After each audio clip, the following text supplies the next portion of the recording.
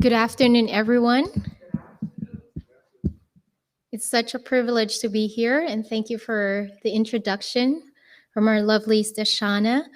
Um, I may have been introduced as Joy. My full name is Myrtle Joy Pettit, so you might be confused a little. And for people who are close to me, they call me Joy. All right, today we'll be talking about chronic fatigue linked to depression. I believe that it is a very timely topic, especially in our world today. Fatigue is a prevailing issue in the modern society, and I believe that we, for one reason or another, have experienced fatigue in our lives. And it also comes from either physical and mental overstimulation. And it could even be the lack thereof. So chronic fatigue is defined as persistent fatigue lasting beyond 6 months. So if a person is experiencing fatigue for 6 months or more, then that is called chronic fatigue. Chronic fatigue syndrome. So Fukuda in 1994 brought in a whole criteria of those people who are experiencing chronic fatigue syndrome. So it stepped up above chronic fatigue. So let's see. It's also adopted by the CDC. Chronic fatigue syndrome diagnostic criteria. Number 1, unexplained persistent chronic fatigue that is clinically evaluated. So a doctor or any healthcare professional has evaluated that person and shown that that person is clinically diagnosed with chronic fatigue. Number 2, having one of the following symptoms: sore throat, muscle pain, poor concentration, or short-term memory impairment, which is another common issue or another common problem that these people are complaining about. There's also lymph nodes are tender, swelling of various joints, experiencing new type or severity of headache. It could also be body malaise or that is more than 24 hours post-exertion. This is very distinct in that category. And finally, unrefreshed sleep. I believe most of the people that sees this could somehow identify one or two or maybe even more. Number 3, persistent occurrence of symptoms of what? Of the list above, and it's noted for 6 months or more. So that defines what chronic fatigue syndrome is. So based on the IOM report, it is estimated that 836,000 to 2.5 million Americans have myalgic encephalomyelitis or chronic fatigue syndrome with a staggering economic cost of what? 17 to 24 billion dollars. And those undiagnosed are estimated at what? 90%. So you can see here the adrenal glands. Adrenal glands is responsible for the fight and flight response. So you can see it that it's above the kidneys. So you have one on your the upper part of your kidney sitting right on top of it, one on the left and one on the right. So as what I've said, it's responsible for the fight or flight response. So with the fight mode, you are releasing the adrenaline hormone. So you might have heard like when there's a fire going on or the house is on fire, somebody was able to take out that big fridge out of the house. That's impossible. But then that person cannot bring it back. It's because of the adrenaline rush. So the other one is in the flight mode, releasing noradrenaline hormone. So a lot of the physiological functions are determined by our hormones. So they are very, very important. So you can see there that there is cortex and the medulla. The cortex has 3 zones responsible for the regulation of what? Salt, sugar, or sleep, as well as stress and the balance of the sex hormones. Have you ever experienced being brokenhearted? Yes, many of us experience that. I've experienced 2. One when my mom and my sister left the Philippines, and I thought I was going because my paper was all, sent in, and I thought I was approved. But because of my age, I wasn't able to get approved, and so I was so disheartened. It was said to me 2 weeks before leaving. So they even got me a whole suitcase. And so when they told me that morning, I couldn't forget it.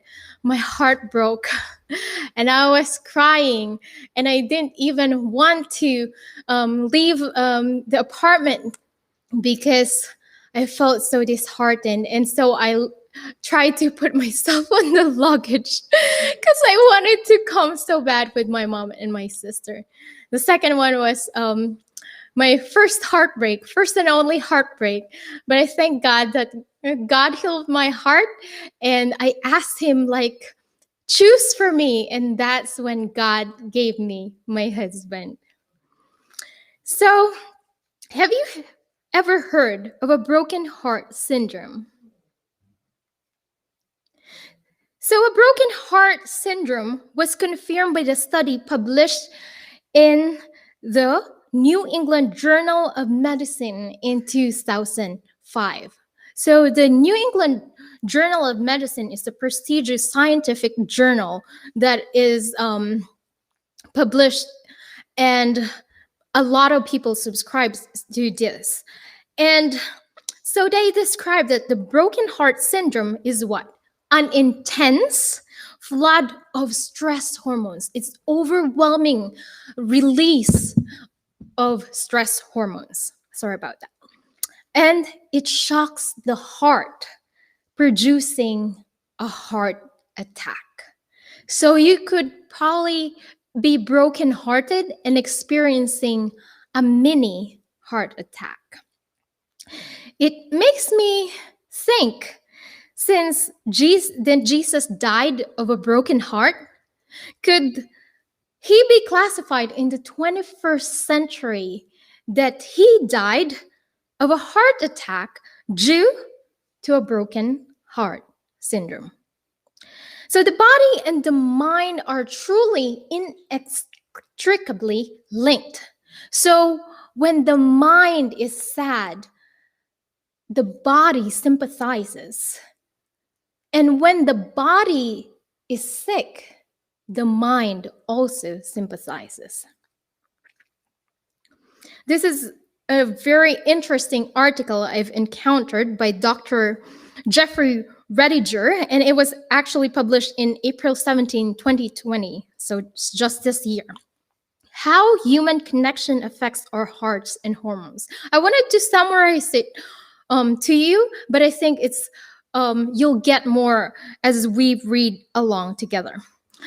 A 2016 review of 28 studies showed just how deadly it can be if you're cut off from social interactions. Did you hear that?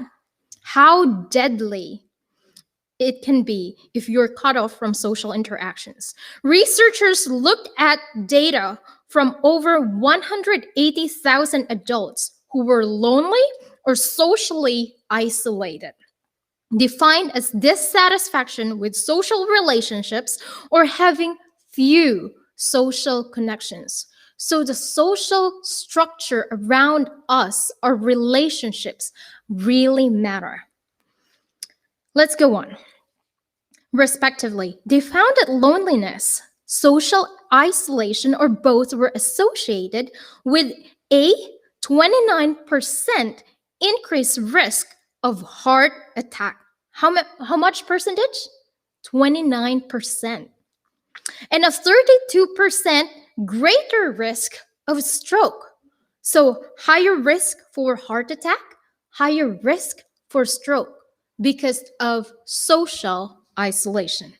People who reported fewer social connections also show disrupted sleep patterns, altered immune systems, higher inflammation, and greatly increased levels of stress hormones. Isn't that what many are experiencing today? These numbers are startling when you consider the number of people who could be affected. In the US, 1/3 of those over age 65 live alone, as do more than half of the 1.6 million people who live in Manhattan. In the UK, sociologists saw a marked increase in the number of people living alone over the course of a decade. Between 2001 and 2011, it went up by 600,000 people, a 10% rise. Sure. My wife and I, we live together in a house.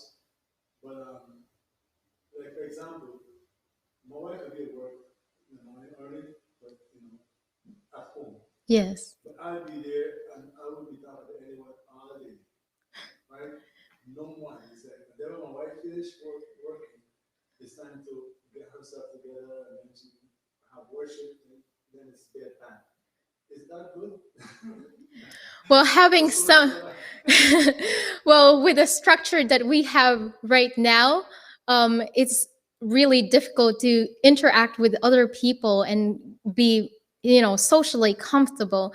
But having someone with you, I think even though you don't get to talk much during the day, but just having that person, having your wife, her presence there, I think it really means a lot. And that gives, comfort in such a time as this. So we have to be thankful for our families, and we get to really appreciate them, especially now. So John Kakiopo, a social psychologist at the University of Chicago, studied loneliness for over 2 decades before his death in 2018. In one study, he found that lonely or isolated individuals had an increased risk not only of heart disease and stroke, but also cancer. And he and his research partner, psychiatrist Steve Cole of UCLA, observed in a 2015 study that immune system cells in lonely individuals were altered right down to the expression of their genes. So it doesn't only change the person's mood, it also affects the immune cells and the expression of their genes. In other words, there was a notable change in the way the cells of the immune system behave in lonely individuals versus those who had more opportunity for genuine social connection. In lonely individuals who view the world more as a threat, the cells of the immune system became more inflammatory. So it makes me think that maybe that has something to do with a lot of the autoimmune responses because it's making people more inflammatory. That meant more cells were constantly cycling through the body looking for something to fight. So it's always over the edge, ready to fight. It doesn't even settle down and rest. So it's always ready to fight. Like an army unit, always on what? Patrol with no break. So this is the last part of this article. Kakiopo's research also found that loneliness is contagious and heritable. It can spread from a lonely person as they cease to make eye contact and interact. And those changes in gene expression can be passed down to your offspring. Loneliness affects what? 1 in 4 people. An epidemic indeed, and increases your risk of an early death by 20%. So in his interview in 2016 with the paper The Guardian, he was asked, what is his advice? He said, do not house in isolation. So there is a great importance to take note of connecting horizontally and connecting vertically. A baby cannot survive without human touch, so as adults. And it is fair to say that succinctly it's depicted in an old saying, no man is an island. Hikikomori, Japan's modern day hermit. They are even dubbed as the missing millions of Japan. It's a rising phenomenon in Japan. So what is hikikomori? An adolescent or a young adult who has withdrawn from social life, often obsessed with television, internet, and video games, and rarely ever leaves one's room. Sad case, right? Yes, we'll get into that study actually. It's not just limited to Japan, and it's really worsening day in and day out. So let's learn more about this hikikomori. So it was Japan that really kind of defined and put in what are the criteria. They studied it even more, especially because of the addiction of these young adults and teenagers to video games. And Japan is very known to their animes. They have the best anime. And that being said, this young adults and these teenagers are so addicted to that. One particular study showed, I wish I could have shown you the MRI scans, but it was shown to us by Dr. Nada Sudo before, about the cocaine, so how it affects the brain. The effect of video games is even worse than cocaine. It is much more addicting than cocaine. And more especially with the virtual reality, the virtual games and the virtual, the VR headsets. And it just makes it more enticing for them that they want to live in virtual reality and forget the real world.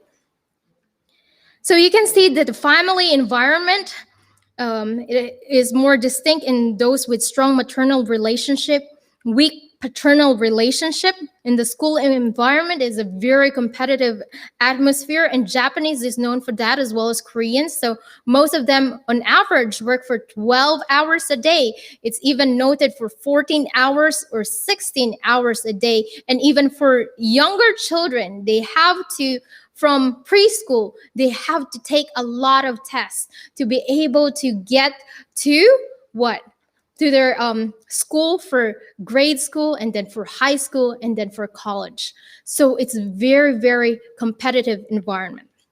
Working environment, depressed economy, and loss of job, merit-based pay system, collapse of the traditional lifetime employment system, increase of non-regular employees. So these are the factors that contribute to that. There's also personalities traits such as being sensitive to others and prefer indirect communication, stressful life events like bullying, and that kind of it makes them want to create their own shell and just lock in the room, and reprimanded by teachers, supervisors, failure to enter expected university or company.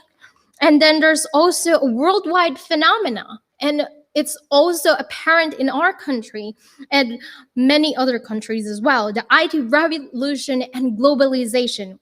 We know that there's less direct and spreading indirect communication connected globally via the internet. Mixed cultures of collectivism and individualism. So there's weaker response for stress. So there's less resilience and they're more traumatized. And the cognitive reactions, we can see that there's depressive feelings, passive aggression, and there's also the losing motivation, shame-related feelings, social fear, untrustworthiness. So this all creates that kind of experience with this hikikomori, and they just lock themselves in the room. So it creates a modern type of depression and leads to withdrawal from the real world. And what else? They escape the real world and enter into a what? Virtual world, the internet world. So this is a paper from David Adamski. And as what our sister said, that it's also here in America. This one is done in Poland. The influence of new technologies on the social withdrawal, or hikikomori syndrome, among developed communities, including Poland. So let me read the abstract. Hikikomori's social withdrawal syndrome was first diagnosed in Japan and means a person who has been isolated from society to an extreme degree. He does not attend school or go to work. They do not attend university. They constantly remain at home and most often keep contact with the outside world using technologies. How many people do you know that are experiencing this?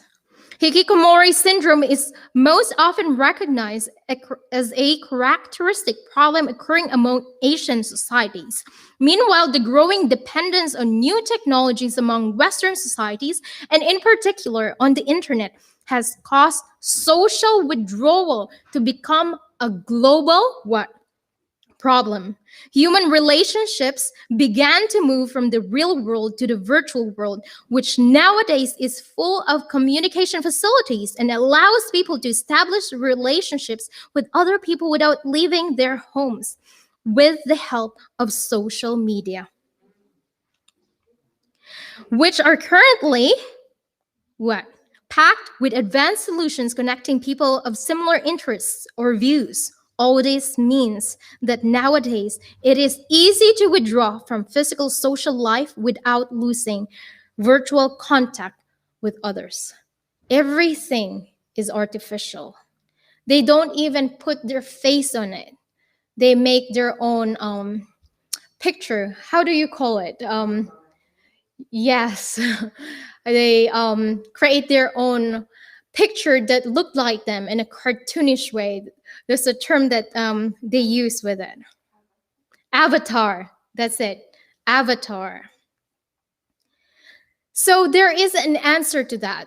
So what Japan did, they kind of established a different kind of social group wherein they brought this, they're like older sisters. So they're older than those young teens, and encouraged them to go out, to go shopping, everything from even helping them to take care of their physiological needs, basic hygiene, because this people do not even take care of themselves until they slowly develop that healthy relationship and they trust that sister, and then they go out and bring them to to park go for a walk or for a run, or even, do activities of daily living, such as doing grocery shopping.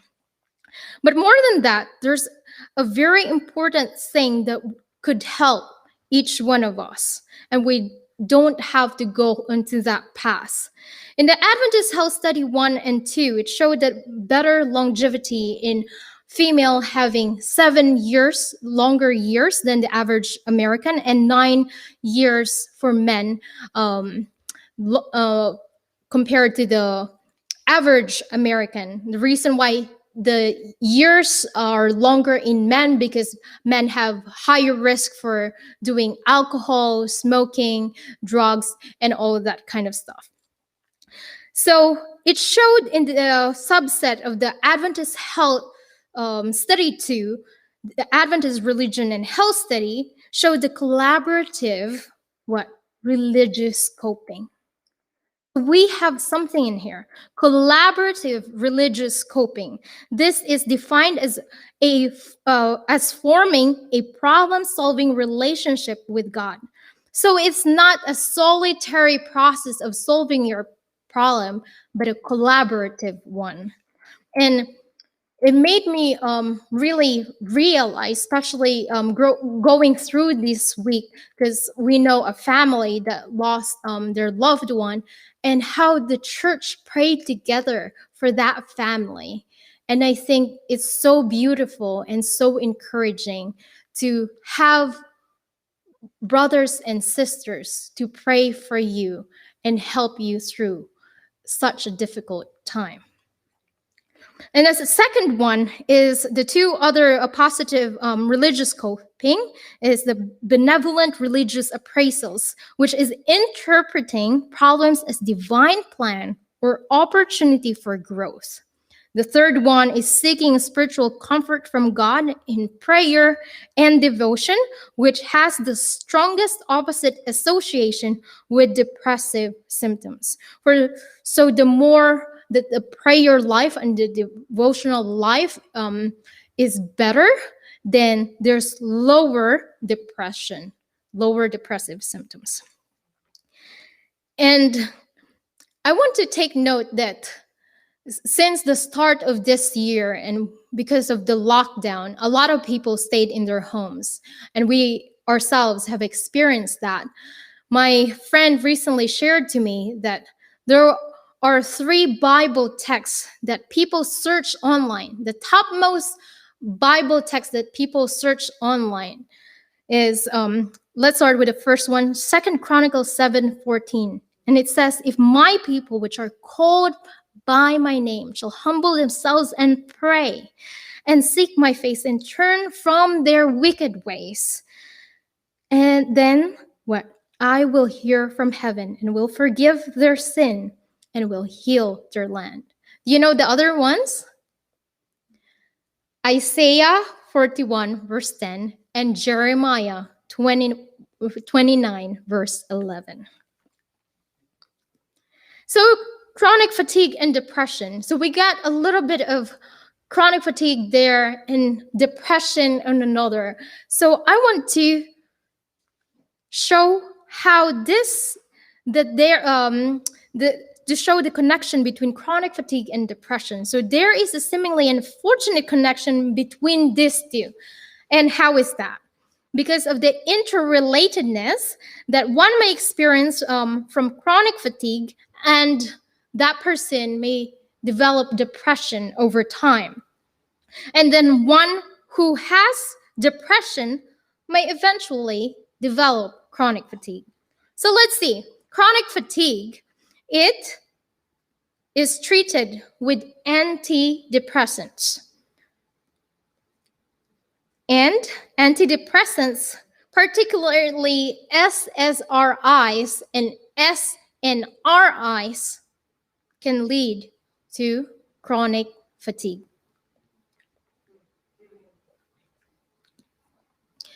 One of the doctoral studies that I have taken, our professor showed that 1/3 of the people with chronic fatigue syndrome takes what? Antidepressants. A third of the people with chronic fatigue syndrome took antidepressants before. A third of the people with chronic fatigue syndrome never took antidepressants. So a third and a third, that gives us 67%. And that's a significant number. So lifestyle changes. I know this is basic, but as basic as it is, we often neglect it or even forget it. Patterns of health, pure water, air, temperance, trust in God, exercise, rest, nutrition, and sunshine. Forgiveness education. This is actually gaining more popularity today, and more research deals with forgiveness, especially in the field of fibromyalgia and chronic pain. There's one book that really interests me, and I didn't finish the whole thing, but I was able to read parts of it, and it was tastefully written. It's the book of Dr. Barry Groskopf, and he's actually a Christian psychiatrist, and he wrote this book based on his experience. Forgive your parents, heal yourself. He himself has experienced this firsthand because of what he has experienced with his father, and he learned how to forgive him. But he showed that going back to the fifth commandment, honor thy father and thy mother, that thy days may be long upon the land which the Lord thy God giveth thee, showed how very important that first relationship be established. Because any other relationships, any other succeeding relationships will depend on those first two relationships. So you can say that if a man treats his mother in such a way, then he would also eventually treat his wife in such a way. The same as how a woman treats her mother, and that will also, or her father, and that will also show how she treats her husband. So this particular book showed the multi-generational effects. It's not just having mental issues and mental illness, but it's also showing the multi-generational effects of unforgiveness. And he showed that those who exercise forgiveness, be it having mental issues or be it having mental illness, improved and recovered because of forgiving those people who sinned against them or who hurt them or whatever cruel thing that person have done to them. And because of this, it showed that there are movements like Forgiveness Project that Michael Berry led, and he even authored the same title of that book. And he showed that 61% of all cancer patients have forgiveness issues, and more than half are severe. Can we even really see how big this issue is? 61% of all cancer patients have forgiveness issues, and more than half are severe. We may take note that forgiving others is very important, and of course it is. But sometimes forgiving oneself is even harder. So sleep hygiene, we spend a third of our life, sleeping. So this activity is one of the most important human activities to recover and rejuvenate, to be ready to function for the next day. So here are some tips to get quality sleep. Sleep at the same time every night and wake up the same time every morning. So there's a schedule. Your body get used to that kind of time. and you keep on doing it. It becomes a habit. Put away all gadgets 3 hours before sleep. And many of us are guilty of not putting it away before sleep. Eat light. So if you're not having 2 meals a day, for some it works. For others, they won't be able to thrive on that. So eat a light dinner. Instead of having your smoothie in the morning, do it for dinner. And use bed only for sleep, and for those who are married, for intercourse.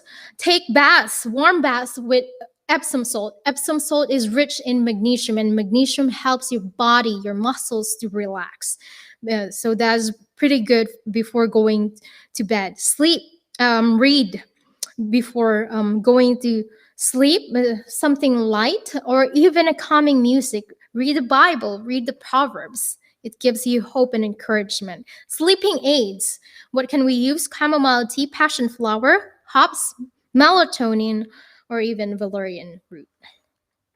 High intensity exercise. Dr. Doug McGough used the high intensity interval training, and he applied it for those people who have high blood pressure and have seen their progress, and they were able to come out of their medications, to get off their medications, so as those with cardiac issues and depression. And you can see here the high intensity exercise, rest and recovery in a cycle. For those people who can't start with the one in the middle, you can start with 7 seconds of high intensity exercise. Do something very quick and very fast, like you're running for your life. So your heart rate goes up, and then you rest, you stop. That's rest and recovery, 14 seconds and 7 cycles. And then you can progress to 20 seconds, which is very ideal for high intensity exercise, 60 seconds for rest and recovery, 6 cycles, and then going higher for 30, 90, and 6 cycles. So why is this? The way it's designed for improving our health and energy production. Because during the high intensity exercise, your cellular mechanism with your mitochondria, it's the powerhouse. So that's the one is responsible for producing energy in the form of ATP, or adenosine triphosphate. So just think of ATP as energy unit. All right. So anaerobic respiration, it means that it is metabolizing without oxygen. So it gives you 2 units of energy. How about when we stop, rest and recover? When you stop, what do? Because your heart rate is pumping so fast and you need more oxygen. So it gives you the aerobic respiration or aerobic metabolism, and it gives you a whopping 36 units of energy. Isn't that amazing? So a lot of the athletes and even those who do show how to do exercise, they are actually following this format of high intensity exercise. And this is the secret for so long of the Olympians until it was, published in more articles and was shared to more people. Yes, it is the same, yes. So we have here nutritional support. You have high potency vitamin mineral supplement, because a lot of people who have chronic fatigue are very deficient in nutrients. They don't eat right, they don't sleep right, so they're highly stressed. So there are many deficiencies on their body. High potency vitamin and mineral supplement, beta carotene, vitamin C, B complex, B6, B5, magnesium aspartate. Some even says that a magnesium citrate is better. And there's also L-carnitine, zinc, EFAs. So you can also add to that the essential fatty acids for the omega-3. You can even do a tablespoon every day of flaxseed oil, nicotinamide adenine dinucleotide, and for better absorption, some even recommend the nicotinamide mononucleotide or NMN, and CoQ10. This is a 10-step biochemical pathway. So any deficiencies along that pathway, you cannot synthesize CoQ10 or coenzyme Q10, which is very important in producing energy. Right? There's also herbal support. There are herbs called adaptogens. These adaptogens actually are utilized by our body depending on what our body needs. So you can see here the male tonic. We have American ginseng, which could be applied to Western medicine or even Western herbalists. But for Eastern herbalists, they use Korean ginseng, and Korean ginseng is actually adopted by the Western culture now. And female tonic, for Western, there's licorice, and for the Eastern, there's dong quai. But the Eastern herbalists are now sharing those information. A lot of the herbal formulas in the Western world have also Korean ginseng and dong quai. So there are also other adaptogens that you can see there. Siberian ginseng, Shisandra berry, ashwagandha, gotu kola, astragalus. You probably may have heard of some of these herbs. There's also calming and nervine herbs. Lomatium roots, kalkop, passion flower, lavender, and rosemary leaf. So if you want to have the copy of it, just tell me your email and I can send you the information. So these are really important in helping our body recover. There's also herbal support. This is a good, there are different formulas out there, but this one I really trust. They use a lot of good concoctions of herbs, Dr. Christopher and Dr. Schultz. Dr. Schultz is actually a student of Dr. Christopher, and they have different ones, different tonics for male and female, nerve formula, adrenal formula. There's vitality shot that could be used by those people who are experiencing chronic fatigue and even other issues as well. There's also herbal support. Herb Farm, you probably have noticed those little things that you can spray in your mouth. They have different tonic herb formulas from nervous system tonics, stress manager, liquid herbal formula, anxiety soother, relaxing sleep, rapid immune boost, and Viratac liquid herbal formula. So this is a very important one, adrenal soup. This is actually Barbara's recipe, a vegetarian version of the potassium broth. And you may have heard of bone broth as well. So this is a vegetarian version of it. It will definitely help boost your adrenal glands, because most of these people who are experiencing chronic fatigue or even have chronic fatigue syndrome, their adrenals are shot. So you have 2 liters of water, 2 large onions with skin on, 3 large potatoes with skin, 3 carrots, 1.5 cups of chopped celery and leaves, 2 cups of fresh stinging nettle, or half cup dried, 2 teaspoons Celtic salt. So you chop the vegetables roughly and simmer it in water with the lid on for 4 hours. So you can use the multi-use cooker or even use a pot in the stovetop. But if you do not really have much time of that, having it for 4 hours, you can reduce it to 2 hours. But the ideal is having it for 4 hours, or cooking it for 4 hours. Strain and add 2 teaspoons of Celtic salt to the broth before serving. So you don't put salt during the time you're cooking it. You put salt after, so you don't diminish the minerals right away. So you'll have the benefits of that. Celtic salt has 82 minerals, and it has 3 different three different magnesium compounds, and magnesium is one of the things that we are deficient of. So adding that will actually help our adrenal glands to recover. So this is a green cocoa energy booster, and it's a combination of spirulina chlorella as well as coconut water. And we know that coconut water is such a good source of electrolytes, and it has well-balanced electrolytes. So when a person is dehydrated, give them coconut water. It's pretty much similar, but it tastes a lot better in the combination of, you know, how the salt and a little bit of sugar, and you mix that for ORS, oral rehydration, rehydrating solution. So coconut water tastes so much better than that, and it gives you the same effect. So the spirulina and chlorella is very rich in micro minerals, and combining both of this, you have the benefit of it. And plus, because it's rich in green color, we have what? Chlorophyll.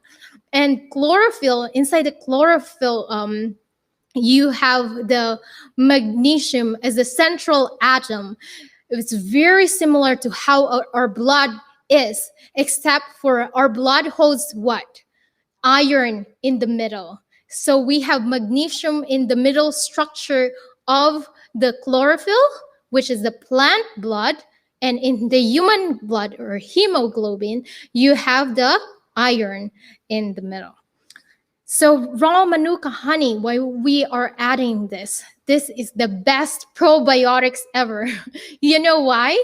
Because it has prebiotics, it has probiotics, and it has postbiotics. And take note that honey stays how many years? Centuries or even thousands of years. They've excavated honey from the tombs of those pharaohs in Egypt. So it lasts for centuries and even for thousands of years. So raw manuka honey is actually the most steady probiotics there is, because most of the time you see the probiotics where? In the fridge, right? To keep them cool. So this is a good combination to bring the energy back, boosting it, so in between meals you can have that. It's also good for diabetics, so they won't have the hypoglycemia. But don't put too much of the honey on it. So here, you can see this diagram. These are the drivers of the Krebs cycle. So just listen carefully as we are about to end our presentation. I want you to take a look at it. What is the guy doing? Exercising. So we've noted that it's very important to do high intensity or high interval training, right? So besides that, what can we do to boost the energy production of our cell? So there are drivers, or what we call as Krebs cycle intermediates. So there's citrate, or what we know, citric acid. What fruits do we know have citric acid? Sour fruits. Think lemon, lime, all right? So we also have fumarate. So we have lime is also rich in fumarate. We have L-malate, or malic acid. Apples, apple juice, it's rich in malic acid. And oxaloacetate is found in apple cider vinegar. But don't stone me to death when I say apple cider vinegar, but we will learn more about it, why it can be used, and how it can also be replaced if you do not find it acceptable to take. So non-sparkling apple Chorley, this is drank by the Germans. And the German athletes used apple Chorley to have that edge of producing more energy for their competition in Olympics. So it's really good to know about this apple Chorley. So here's the recipe for non-sparkling apple Chorley. We have 8 ounces of unfiltered apple cider This is the fresh juice apple cider, not the hard cider. So this is like the apple juice, but not filtered. Do you get me? It's the apple juice that is not filtered, because a lot of the ones that we buy in the stores are already filtered. You can go to apple orchards. They usually sell apple unfiltered apple cider. So it's rich in malic acid. It's also the lime juice is rich in citric acid. It's also rich in fumarate. So 2 tablespoons of that. We add also 2 tablespoons of lemon juice, rich in citric acid. And then we can have the 1 tablespoon of apple cider vinegar with mother, rich in oxaloacetate. But if you are not comfortable in using that, you can just add more lemon. So if you're using it with apple cider vinegar, I recommend to use it in just a period of a week at a time, because you don't want to change so much of your gut bacteria. All right, mix well. A pinch of cayenne can be added, and it can also help boost your energy and improve mental clarity. So one particular thing that you can change from apple cider vinegar, replace it with lemon juice or even pineapple juice. So this is a way to drive what? To drive the Krebs cycle and produce more energy.